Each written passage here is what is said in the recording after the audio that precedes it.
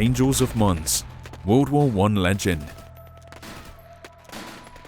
During the midst of battle, the onslaught continued as the heavily outnumbered British troops tried to retreat as the Germans pursued them every step of the way across the fields and heavily wooded area around the Mons-Condé Canal.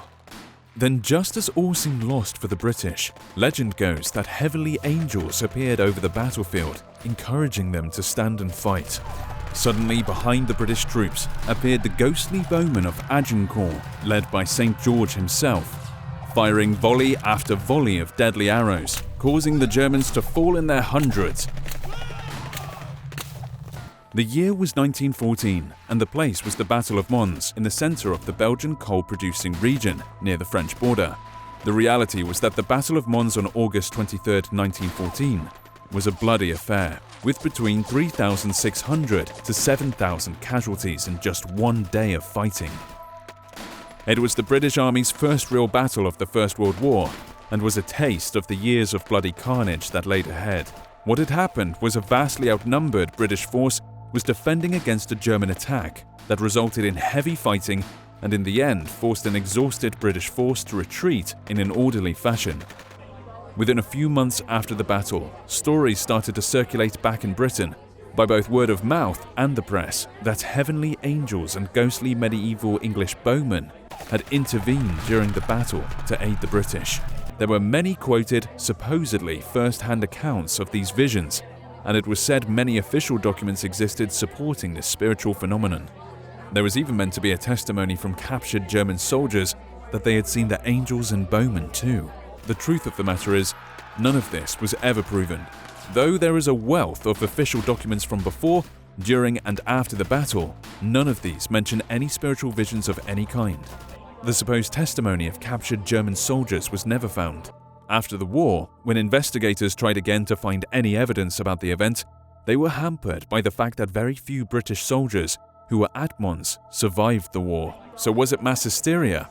Unlikely, as there was no mention of it in regimental reports or soldiers' letters home. The hallucinations of battle-weary British soldiers? Again, unlikely. They may have been exhausted, but the battle was relatively short, and at that stage the British Army was mostly made up of professional soldiers who were well trained to handle the stress of a battle. Also, British morale was high. They had inflicted heavy casualties on the Germans earlier that day, and then rather than fall back in disarray, they had carried out a well-organized tactical withdrawal to stop themselves from being overrun. So was it some kind of propaganda by the British intelligence? There could well be some truth in this theory. Though it's unlikely that they started the story, they did not go out of their way to quash it, and some theorized it was seen by the British military as a morale booster, both back home and at the front line, to believe that spiritual forces were on their side.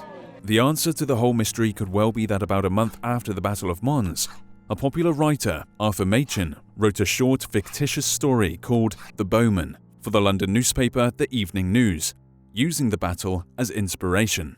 Machen never had any intention for the story to be taken as fact, but the newspaper forgot to mark it as fictional. Also, Machen had written the story from the first-person perspective unintentionally, making it sound as if it was real. Then the whole thing quickly snowballed out of control as some parish magazines published the story, failing to highlight the story as made up, and soon the Bowmen, despite Machen's constant denial, became seen as fact, not fiction, in the public's eye. When Machen published the story as part of a book called The Bowmen and Other Legends of War, with an introduction denying that the story was true, and stating in the introduction about all the falsehoods the story had created, the unintended hoax had already cemented itself as truth. Hey Simple History fans, if you're looking for a better way to support the channel and help us create more epic content, consider becoming a sponsor on our channel. Sponsoring means that for just $5 a month, you get these amazing perks. You can be the first to see new episodes with early access. You'll be able to watch new episodes before anyone else with this perk. A custom icon that shows alongside your username in the comments section and in live chat. When you sponsor us, you also become an influencer with sponsor-only comments. You can communicate directly with us and help us pick the topics that we'll do next on Simple History. Our videos will continue to be uploaded as usual, and remember, it's not mandatory to sponsor us. Thank you for letting us feed your hunger for history.